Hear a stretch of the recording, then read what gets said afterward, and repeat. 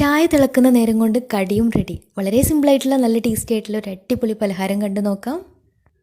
ഒരു ബൗളിലേക്ക് 4 tablespoon കടലപ്പൊടിയും 1 ടേബിൾ സ്പൂൺ മൈദപ്പൊടിയും 1 ടേബിൾ സ്പൂൺ അരിപ്പൊടിയും 1/4 ടേബിൾ സ്പൂൺ മുളക് പൊടിയും 2 ടേബിൾ സ്പൂൺ ചെറുതായിട്ട് കൊത്തി അരിഞ്ഞിട്ടുള്ള സവാളയും ഒരു ചെറിയൊരു കഷ്ണം പച്ചമുളക് ചെറുതായിട്ട് അരിഞ്ഞെടുത്തിട്ടുള്ളതും കുറച്ച് മല്ലിയിലയും കറിവേപ്പിലയും ചെറുതായിട്ട് അരിഞ്ഞെടുത്തിട്ടുള്ളതും പാകത്തിന് ഉപ്പും ഒരു പിഞ്ച് ബേക്കിംഗ് സോഡയും ചേർത്ത് നന്നായിട്ട് മിക്സ് ആക്കിയിട്ട് ഇനി ഇതിലേക്ക് പാകത്തിന് വെള്ളം ഒഴിച്ച് കുറച്ചൊരു കട്ടിയായിട്ടുള്ളൊരു ബാറ്ററാക്കി എടുക്കാം.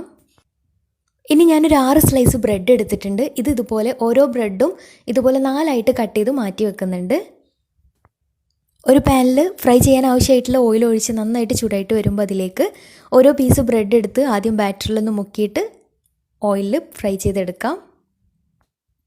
ഒരു ഭാഗമായി കഴിഞ്ഞാൽ മറിച്ചിട്ട് കൊടുക്കാം. തിരിച്ചും മറിച്ചൊക്കെ ഇട്ടിട്ട് 2 ഭാഗവും കളറൊക്കെ മാറി കിട്ടിയാൽ എണ്ണയിൽ നിന്ന് മാറ്റാം. നല്ല ടേസ്റ്റി ആയിട്ടുള്ള സിമ്പിളായിട്ടുള്ള അടിപൊളി പലഹാരമാണ്. ട്രൈ ചെയ്തിട്ട് ഫീഡ്ബാക്ക്സ് അറിയിക്കാൻ മറക്കരുത്. അപ്പോൾ ഇതുപോലുള്ള നല്ല ഈസി റെസിപ്പികൾക്കായിട്ട്